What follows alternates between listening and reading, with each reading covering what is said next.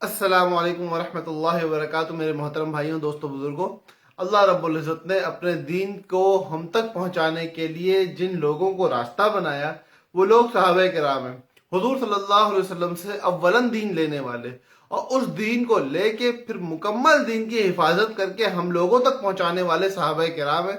اور یہ صحابہ کرام کی ہستیاں وہ ہستیاں ہیں کہ جن کی برکت سے آج میں اور آپ مسلمان ہیں۔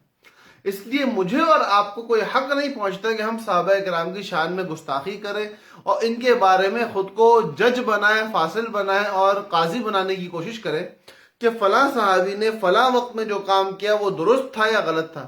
اور صحابہ تو کلہم عدول، سارے کے سارے صحابہ عدالت والے ہیں، بالکل صاف ستھرے لوگ ہیں۔ ان کے بارے میں کسی کو کچھ بولنے کا کوئی حق نہیں ہے۔ ان کے بارے میں نہ کوئی جرح ہوگی نہ تعدیل ہوگی۔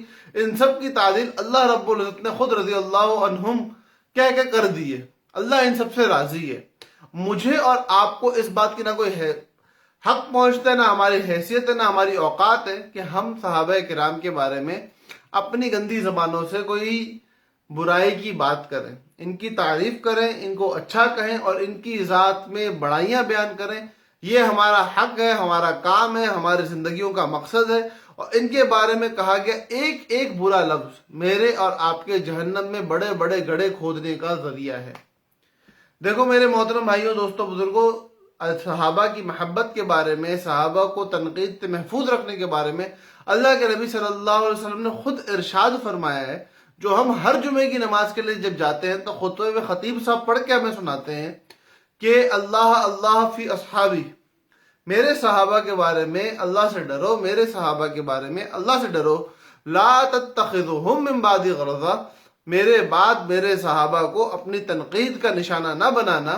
معیار حق کیا ہے اور انسان اللہ کے نبی سے محبت کرنے والا ہے یا نہیں ہے؟ تو آگے فرماتے ہیں فمن احبہم، کہ جس شخص نے صحابہ سے محبت کی، فبحبی احبہم، تو اس کی محبت کی اصل وجہ مجھ سے محبت کرنا ہے۔ اصل میں اس کو حضور صلی اللہ علیہ وسلم کی ذات سے محبت ہے، تو حضور سے محبت سبب بنی، ذریعہ بنی صحابہ سے محبت کرنے کا۔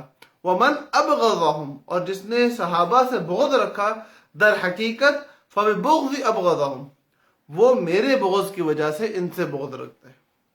تو ہم لوگ حضور صلی اللہ علیہ وسلم سے محبت کرنے والے ہیں۔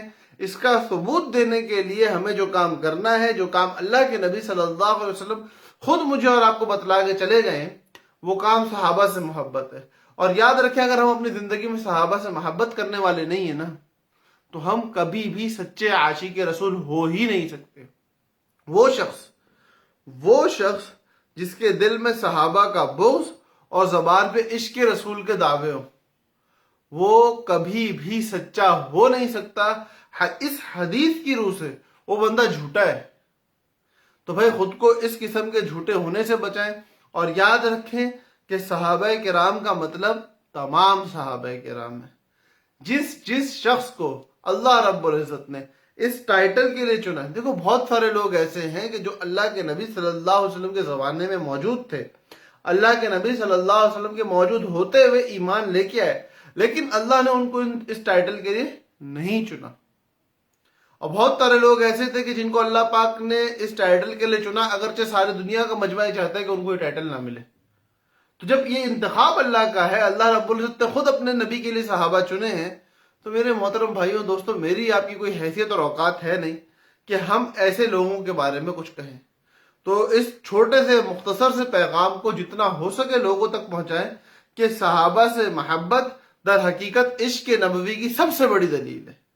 صحابہ سے محبت در حقیقت عشق نبوی کی سب سے بڑی دلیل ہے۔ اللہ رب العزت مجھے بھی اپنے دل کے اندر صحابہ کا عشق، صحابہ کی محبت، صحابہ کے ساتھ اچھے گمان کا رکھنا اور صحابہ کے بارے میں اپنی زبان کو تنقید سے بند رکھنے کی توفیق عطا فرمائے، اور سارے عالم میں بسنے والے سارے مسلمانوں کو اس کام کو کرنے کی توفیق عطا فرمائے۔ اور صحابہ سے محبت کرنے کا سب سے آسان طریقہ یہ ہے کہ صحابہ کی زندگی کو پڑھا جائے، صحابہ کی زندگی کو قریب سے جا کے دیکھا جائے۔ حیات الصحابہ ہے اور دیگر کتابیں جو صحابہ کی زندگی کے حوالے سے لکھی گئی ہیں، ان کے مطالعے کو اپنے اوپر ہم لازم کرنے والے بنیں۔ اللہ پاک ہمیں صحابہ، انبیاء اور تمام تر اولیاء کرام کی سچی پکی محبت، ان کا قرب، ان کا تعلق، ان کی زندگی کو اپنے زندگی میں لانے کی توفیق عطا فرمائے۔ السلام علیکم ورحمۃ اللہ وبرکاتہ۔